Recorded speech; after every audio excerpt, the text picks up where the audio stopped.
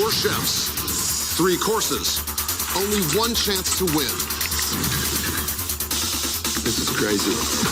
The challenge, create an unforgettable meal from the mystery items hidden in these baskets. What? Before time runs out. Time's up. Our distinguished panel of chefs will critique their work. That's not good enough. I don't agree. And one by one, they must face the dreaded chopping block. You have been chopped. Who will win the $10,000 prize? And who will be chopped?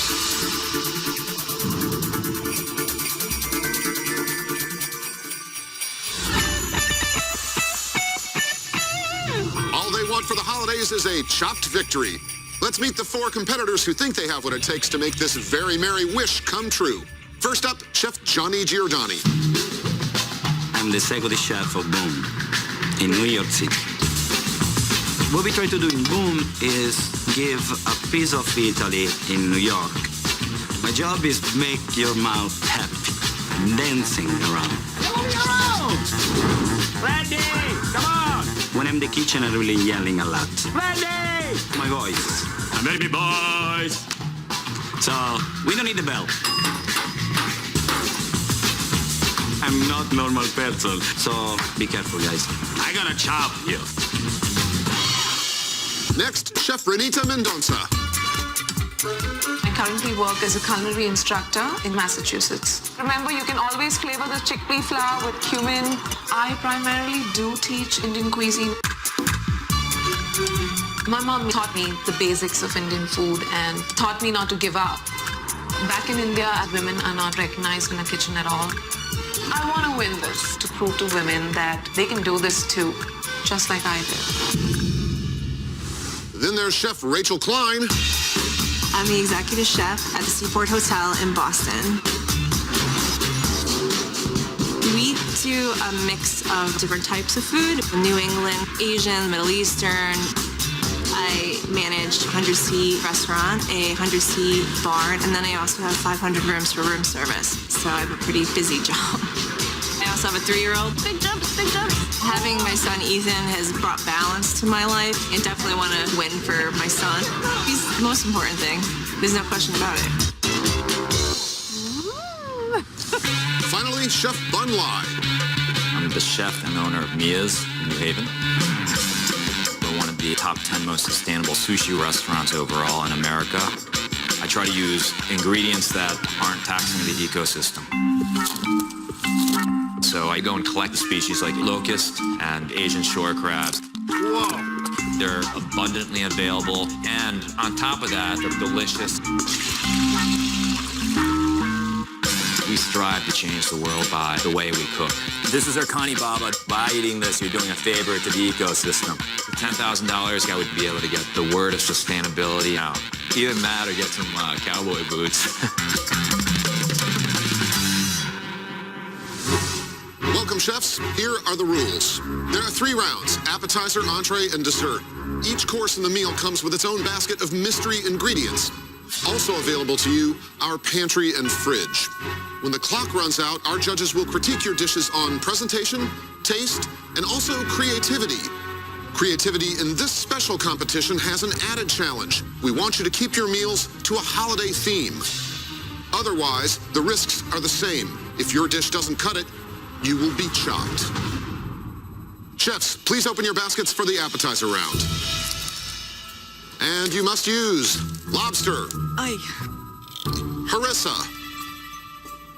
candy cane beets, and a gingerbread house. Oh, Dio mio. What I'm doing with the gingerbread house? Exactly 20 minutes on the clock. Time starts now. Fine. In Italy, we eat only fish in the Christmas time, so I'm happy to see lobster. What I'm doing is lobster Catalana style. The other side. I grab some tomato and fresh basil, chop it all together. When the lobster is cooked properly, I'm marinated with the tomato and basil. I've never been in a competition. I came here to show myself. Oh. I'm a showman. Mette cucumber. I freeze when I see the ingredients. because I want my imagination to flow free and evoke different feelings and thoughts about the holidays. Okay. And then I have a vision for the dish, sushi. I'm going to prepare the lobster two ways. I'm using the tails as sashimi, and then I want to cook the claws, the stuff into the cucumber in order to make a roll. This dish should be an expression of the animal in its most natural form. Growing up in India, I celebrated Christmas. We do have a minority Christian population, and in India, we do seafood all the time. I plan on sauteing my lobster with Indian spices, so I'm going to grab dried mustard powder, turmeric to make this festive looking. My favorite part of the holidays is the cooking part. I'm just eating and eating and eating. Today, we are celebrating the holidays, so I definitely draw inspiration from my family. I'm Jewish, so candy cane beets. It's one of those things that I definitely grew up with. I peel them, cut them, and I deglaze them with vinegar. I'm thinking sweet and sour. I'm not the biggest fan of lobster. It's just a lot of hassle. But I'm thinking a little ginger and shallots to saute the lobster and do things a little differently. And our three wise judges are renowned New York bistro proprietor Mark Murphy, esteemed executive chef Alex Guarnaschelli, and Latin cuisine authority and restaurateur Aaron Sanchez. So judges, looking at this basket, are you happy to be on the guest list? I think 20 minutes is a very hard task with this basket. I mean, dealing with the lobster and then this gingerbread house, really, really difficult. I'm also interested to see how people use the harissa. It's a North African fiery chili paste. I'm not familiar with harissa, but I'm familiar with chili paste in general. I mean, harissa confit. It's basically candy beets, onion, harissa. I think it's good, my confit. Balls, extra balls. Where I can find the balls? La, la, la, la, la, la, la. Johnny's really chatty, Great. but I am trying my best to stay focused. Candy cane beets, that's going to just be the color of the plate. So I'm going to saute it with some red peppers and a little bit of arugula to add a touch of green to my plate. These are candy cane beets. I find a little less sweet than red beets. Really nice. I really like what Booty's doing. He's using the beet tops. They're delicious. I toss the beet salad with a lemon, soy, black pepper, olive oil base with harissa. My goal with my food is to move people in the same way that a song or a book can move people. Chefs, only 10 minutes left on the clock. I'm taking the shell off the lobster by pushing down on it. Not my most proud moment. Their shells can be so sharp and you can get hurt by accident. I'm like, oh, hello, lobster. This thing's definitely tough. I'm tearing that lobster off and having a hard time with it. Gotta work fast and it's dangerous.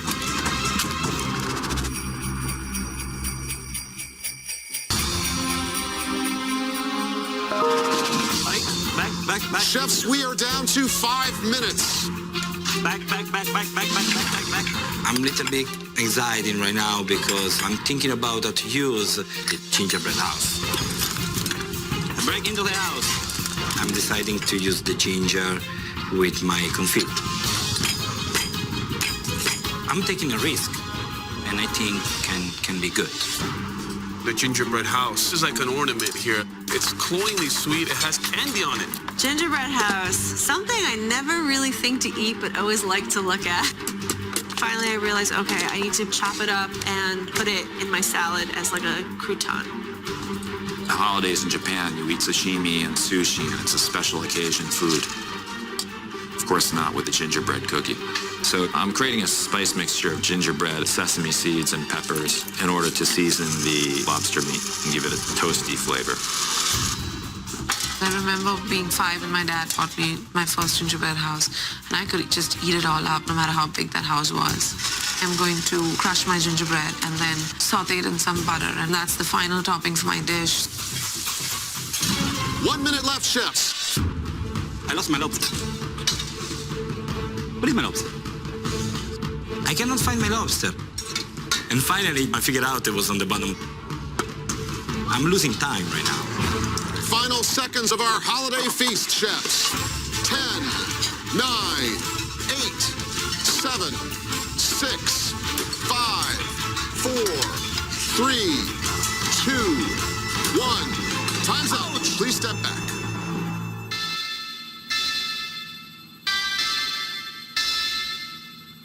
I'm really happy with my plate for the first round. When I look at Bun, it looks like this hand's bleeding. Did you cut yourself? I thought that I had harissa still on my hand. And I looked at it closer, and it wasn't harissa. Oh, I did. You did cut yourself. I didn't even know that. I'm shocked. I'm going to get in a lot of trouble for that. Chefs, don't let the decorations fool you. You've arrived at the chopping block. For the appetizers, you were given lobsters, harissa, candy cane beets, and a gingerbread house. Chef Jonny, what'd you come up with? We have the lobster Catalana style and candy beets braised with the gingerbread. In Italy, the Christmas day, we do only fish. It's traditional. I enjoy the way that you kept the lobster tail whole. It's cooked perfectly, it's tender, it's moist. I thought the beets really picked up flavor from the lobster. I agree, but it's the tomatoes that I don't quite get. Because that lobster is meaty. Tomatoes to me are very meaty. So texturally, it doesn't really provide much contrast. I love tomato with lobster. I love it. I just love it. I just would have liked to see the gingerbread used a little bit more creatively. I think you just put it there and it doesn't come through. Yeah, that's true. Thank you, Chef Jonny. And next we go to Chef Renita. I made sautéed lobster with spices and harissa and candy cane beets and topped it with gingerbread butter. Coming from India, we eat lobster with spices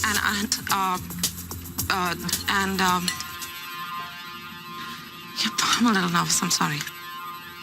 Just relax and tell us what's going on. I wanted to prove myself in a competition for my mom, who actually drew me to food, and she is my main inspiration. I think making this butter with the gingerbread house was genius. The spices that you put in here are fantastic. You got the hard part right, which is really getting deep flavor in such a short time. But for me, this could really use more salt.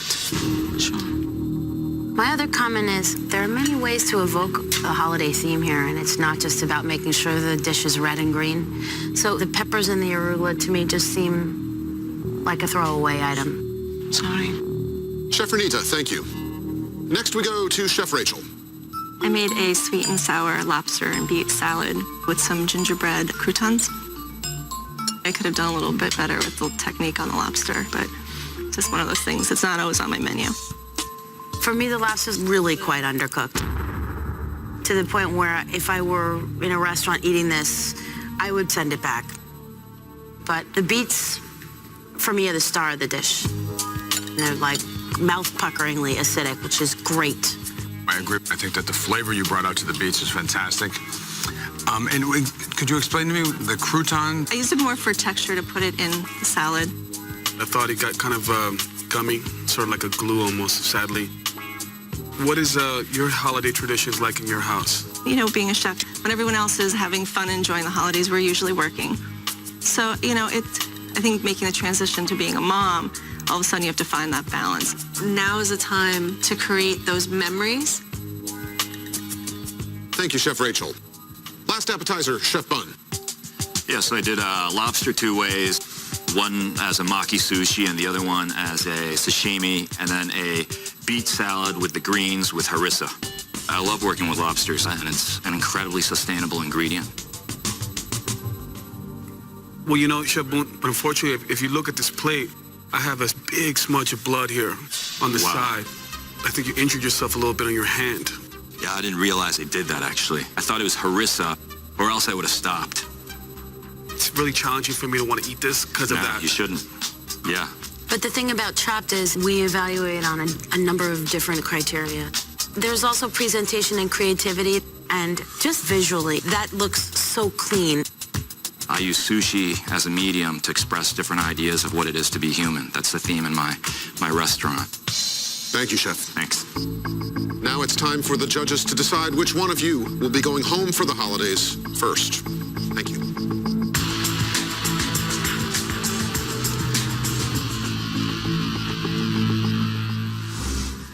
You okay? Yeah, I'm fine. Thank you. You guys are awesome. Thanks. So embarrassed, to tell you the truth. I think you still have a chance. cool. Your dish was really creative. Your presentation was amazing. No, you guys are just sweet. No, it was very good. I'm sorry, it could have happened to any of us. Yeah, I'm happy it happened to me. Obviously, it's just not safe to taste food that's been tainted with blood. However, Bun's dish was clearly the most beautiful. Bun was the only one to interpret the lobster in different states of being cooked. First of all, that's so cerebral, and I mean, in 20 minutes, who thinks like that? I think the way Renita combined the spices that she used in the lobster mixture itself were really interesting and very nicely balanced. But Renita's dish, it had no salt on it. But she's the only one that was successful using the gingerbread house in a creative and effective way. And I thought Rachel, who just sort of used the gingerbread as a crouton on top, was really a bad idea. And also, Rachel didn't cook our lobster enough. But Rachel had the best beats out of everybody, in my opinion. I think if this were just a straight lobster cook-off, I mean, I would definitely give the prize to Jonny. It was tender, it was sweet, it was juicy, but don't just put tomatoes for the sake of the red and green theme. Well, unfortunately now, the three of you have to pick the one chef whose holiday meal will be the shortest. Do you know who that is? Yes. Yeah. All right.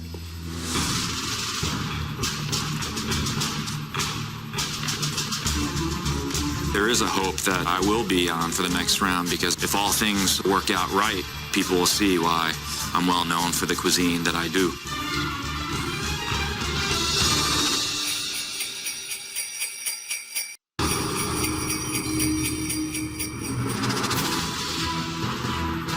Holiday cheer will abound for the three chefs who continue to the next course, but somebody will be missing out on the fun. So, whose dish is on the chopping block?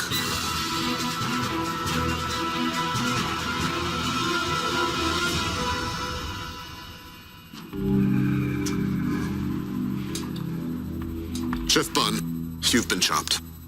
Judges? Bun, you did an amazing job using lobster two different ways, and your dish did look beautiful. But unfortunately, the dish was contaminated with blood. We couldn't taste it. And that's the reason why we have to chop you today. Well, thank you so much for the opportunity. It's been really special. I'm a highly creative chef, so I didn't really get to flex my muscle, but I'm walking out of here as a chop champion in my heart.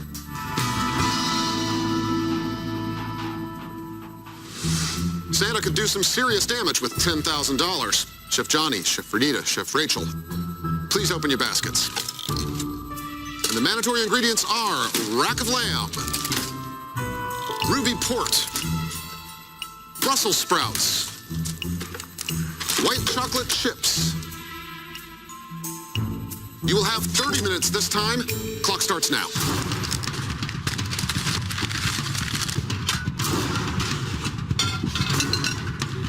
Competition is definitely fierce right now. So I'm actually going to take a risk and show my global experience.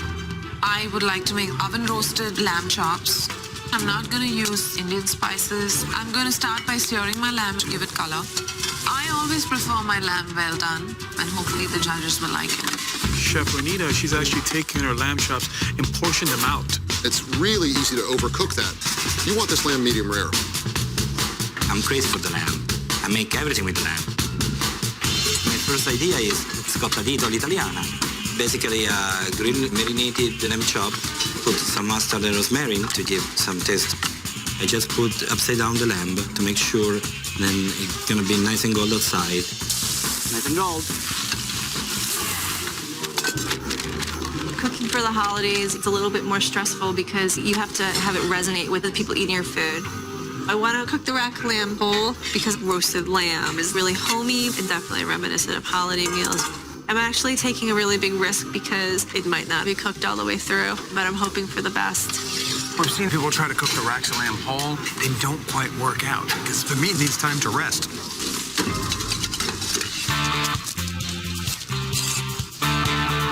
I used to cook Brussels sprouts with white wine, so why not with port?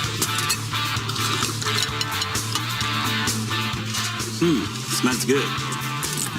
Johnny's weakness is his overconfidence. Sounds good. You can lose focus, if you focus too much on the camera. I love making noise. I'm definitely going to use the ruby port in my Brussels sprouts. And then I'm going to saute these beautiful purple potatoes with the Brussels sprouts. Got work to do here and got some winning to do. In my house during the holidays, we have a tradition where I cook Brussels sprouts with chorizo. And it's one of the things that my mom asks me to make all the time. Love Brussels sprouts. Right now I'm really into frying them so I can toss them with Parmesan and parsley. Rachel is frying those Brussels sprout leaves. That is my favorite way to eat Brussels sprouts. This girl's won my heart. The white chocolate's definitely the most challenging because it's really sweet. Once it's melted down, I'm putting it in my reduction of port wine and shallots. It's tough as a chef when you first have a kid because your priorities change. Part of the reason why I'm doing this competition is because I'm trying to solidify what my identity is again and prove to myself that I can still hang with the best of them. Chefs, there are 15 minutes left on the clock. Johnny has like this whirling dervish attitude. Johnny, this guy can move around. I always run.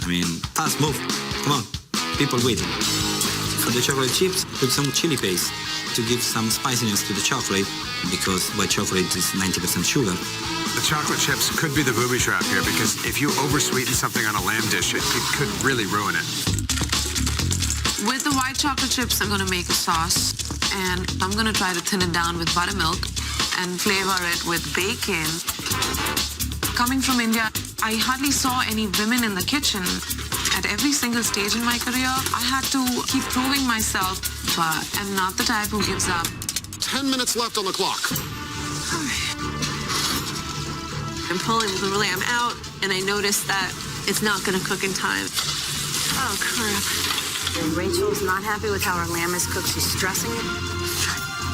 Well, she has to speed this whole process up. I decided to cut double chops and then put them back in the oven so they'll cook faster. I want to put some crunchy in my dish, so I make crostini. 2, 4, 6, 8. Nice crostino. Then I'm putting the lamb on the grill. Now Johnny down there is grilling his lamb chops. In Italy, they do that a lot. They're called scottadito, which means burning your fingers, and it's just single racks cooked like that. It's a wonderful dish. Chefs, I'm calling the 2-minute warning.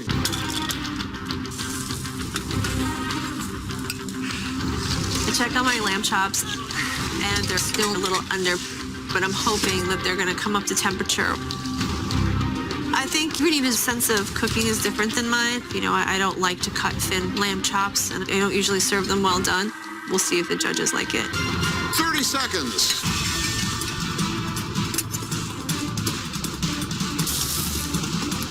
Very happy about my lamb.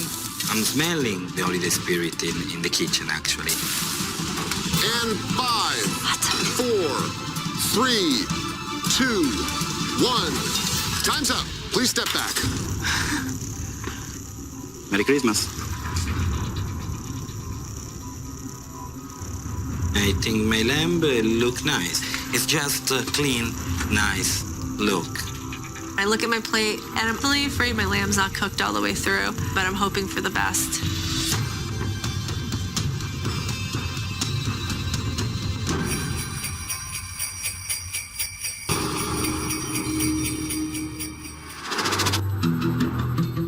Let's keep this holiday feast moving.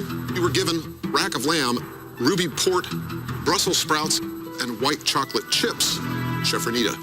What I have for you judges today, oven roasted lamb with Brussels sprouts and purple potatoes flavored with port, and a white chocolate bacon buttermilk sauce. I love that you brought the bacon into this dish. It really, I think, helps sort of round out all the flavors together. I think Brussels sprouts and bacon are a fantastic match. I thought it was interesting to use the buttermilk. Yes, just to thin it down because white chocolate can be very thick and it can overpower the taste. Unfortunately, what seems to have happened is the port, the white chocolate, the buttermilk, and the drippings from the lamb, they're not getting along. It isn't maybe as unified as I think you might have hoped it would be. And with the chops, mine are a little bit overcooked. I prefer my lamb cooked through. Chef Renita, thank you. Thank you. Next, we go to Chef Rachel.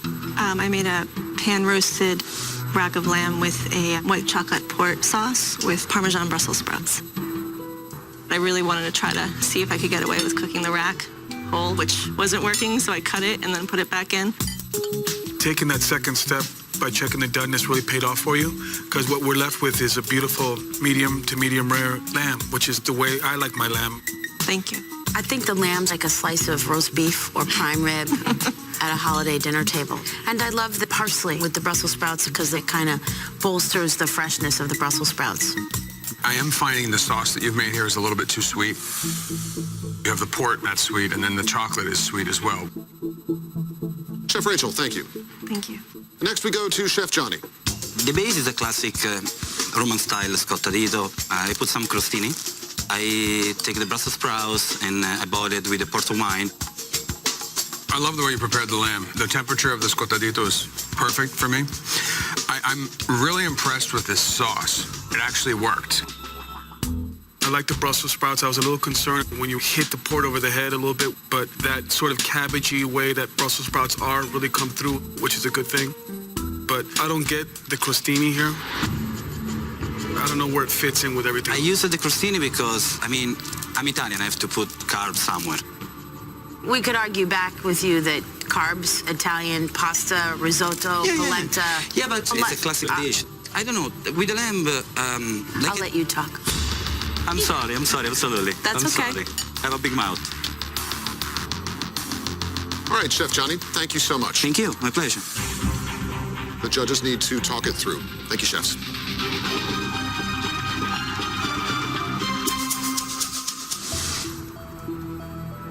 I took a risk in my sauce, and that's going to cost me. No, the sauce was good.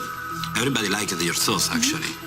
I wasn't so happy because I think I could have done better. Yeah, but you took a risk, so it means something. You move on.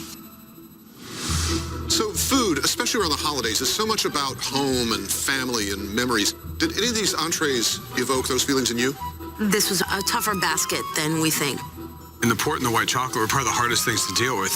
We saw Rachel, who incorporated the two of them, and they were just way too sweet. Yeah, but I really loved Rachel's lamb.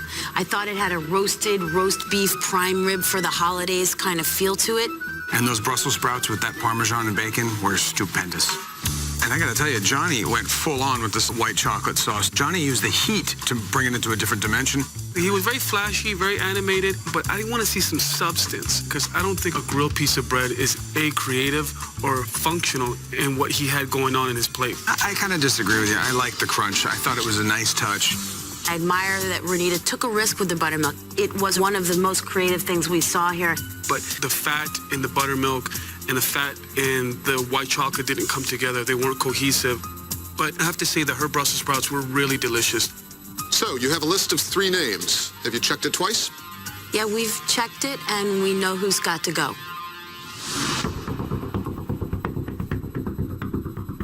I feel very confident. I think my confidence helped with the judges. It's not just Indian food for me. I would like to be known as a good chef and show my mom that I really believe in what I do. I don't want to go home. I'm here. I want to see it through. I want to do it for my family and myself.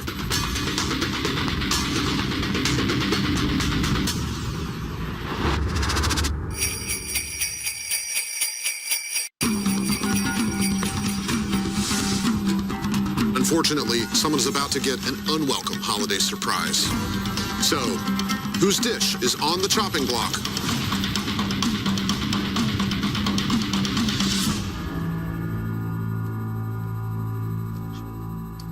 Chef Renita, you've been chopped. Judges? Renita, you really developed some amazing flavors, particularly in the appetizer round. But for the entree round, the buttermilk sauce just didn't come together. The lamb, a little overcooked. It's the combination of these little things that led us to the decision to chop you. Thank you, everyone, and good luck. I don't feel good. I was hoping to go all the way and show my mom what I do. I should have just stuck to my Indian roots.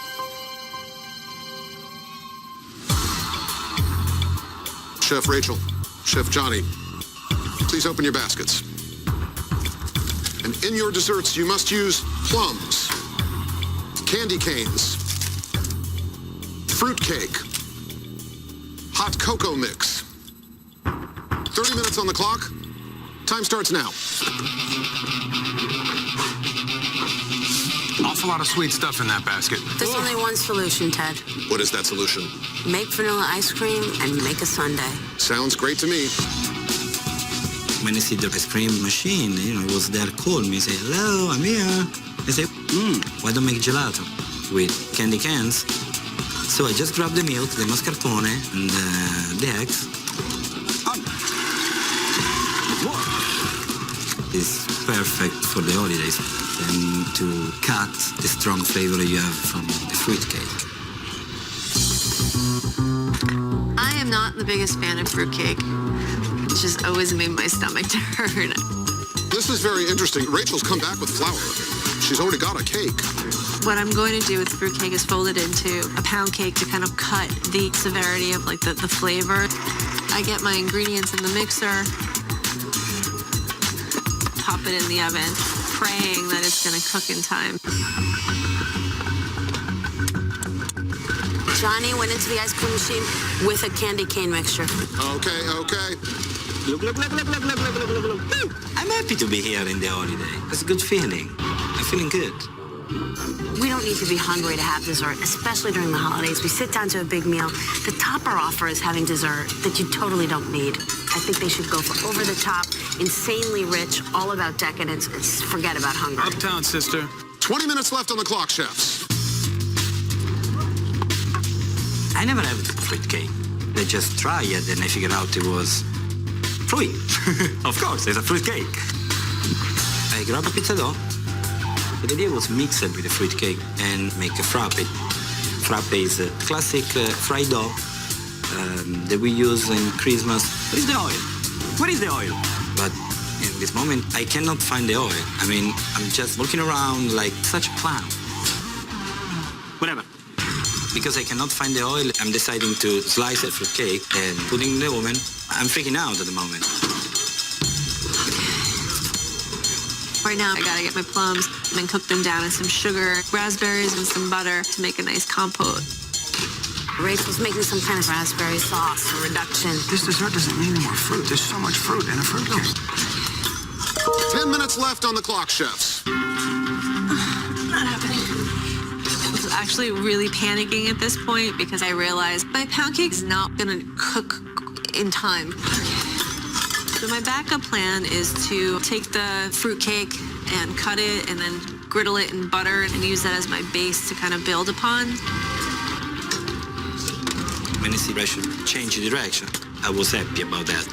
Because I'm not the only one have a problem with the fruit cake. Right now, I'm boiling my plum with cider vinegar, honey, and some syrup. Nice and sweet. And then I think to make the cocoa fondue with the cocoa. So the hot cocoa mix is not straight up cocoa, of course. It's the stuff that's like instant cocoa. It's cloyingly sweet. It has tons of sugar usually added to it. Big fan of hot cocoa. It reminds me of being on a ski trip with my family. I'm mixing it into my whipped cream. That way you're gonna get little bursts of cocoa. I am worried that I'm not gonna have time to finish everything.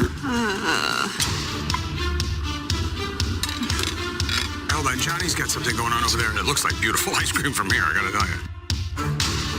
1 minute left on the clock, chefs. My plan with the candy cane is to use it as some texture and garnish around my plate. 30 seconds. In the kitchen, I'm a sweating horse. I can run, I can race. I think I can win this.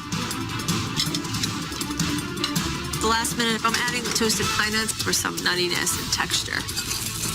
$10,000 will make for a very happy holiday for one of you chefs. And 10, 9, 8, 7, 6, 5, 4, 3, 2, 1. Time's up. Please step back. That was tough. I'm very happy about my dessert. It's very restaurant kind of dessert. I look in the Rachel dessert and They look good. I definitely wish I could have somehow gotten that pound cake on the plate, but at the same time, I feel good about my plate.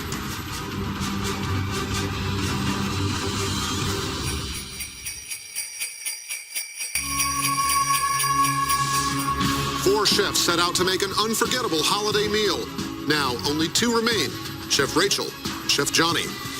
Candy canes, plums, fruitcake, hot cocoa mix. Those were the mystery ingredients in the final basket. Chef Rachel, what did you do with them? I made a griddled fruit cake with a raspberry and plum compote, some toasted pine nuts, and a cocoa whipped cream. I really wanted to try to do a pound cake, but it wasn't cooking fast enough, so I changed strategies.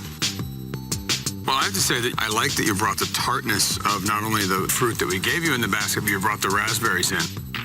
I like the little seeds in the raspberries. I like the meatiness of the pine nuts. A lot of different textures that I look for during the holidays. Thank you.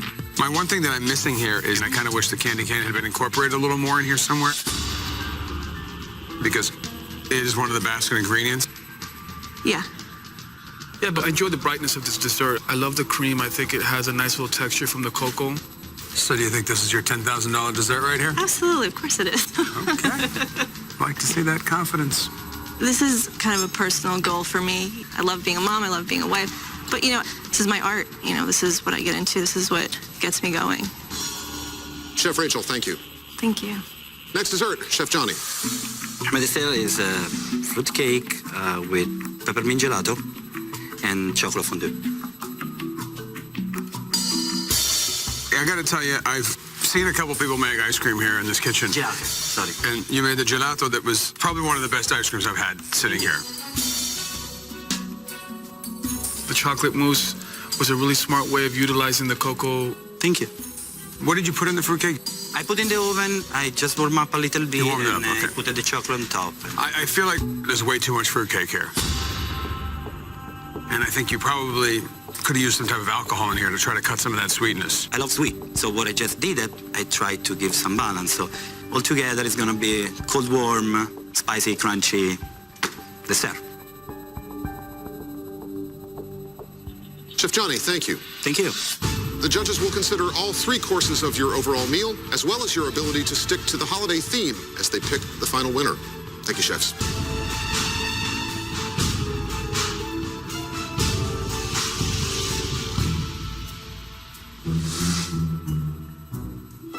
I wanted that pound cake on the plate so bad. You did a good job.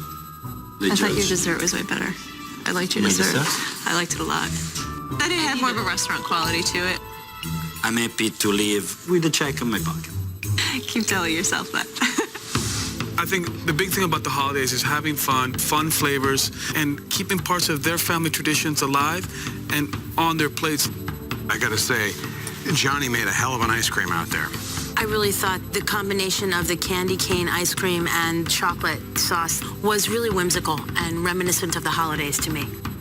My issue was it was a little bit baby foody. There wasn't much textural variation. And I thought Rachel really brought it home in that department with the toasting of the pine nuts. I love the way Rachel used that whipped cream and really brought the cocoa into that dish. And using raspberries was a great idea on top of that fruitcake, because there's so much sweetness in that fruitcake. Yeah, but she committed a lot of time to making this pound cake, which we never tasted. So what we were left with was just a seared piece of fruitcake with a compote that was very easy to make. Yeah, absolutely right. But I think we should look at the whole meal, starting with Jonny's appetizer. He did that lobster claw, which was cooked perfectly, the tomato and the basil. He was going back to his old roots and really wanted to show us that. But weren't 3 out of the 4 mystery basket ingredients in that little side dish?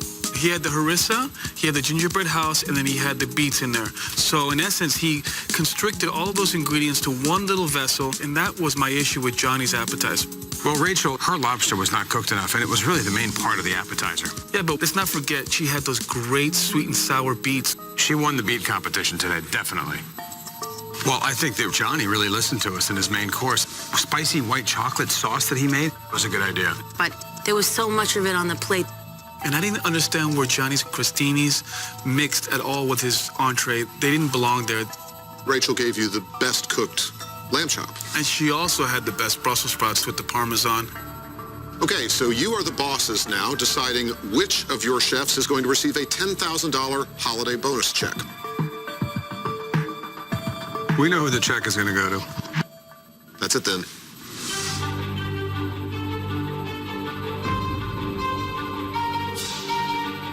I pushed myself 110%. I think my plates today were really good. So my son, Ethan, my husband, this is for them. At this point, I'm just one step away, so I'm gonna be upset if I'm leaving without $10,000. So, whose dish is on the chopping block?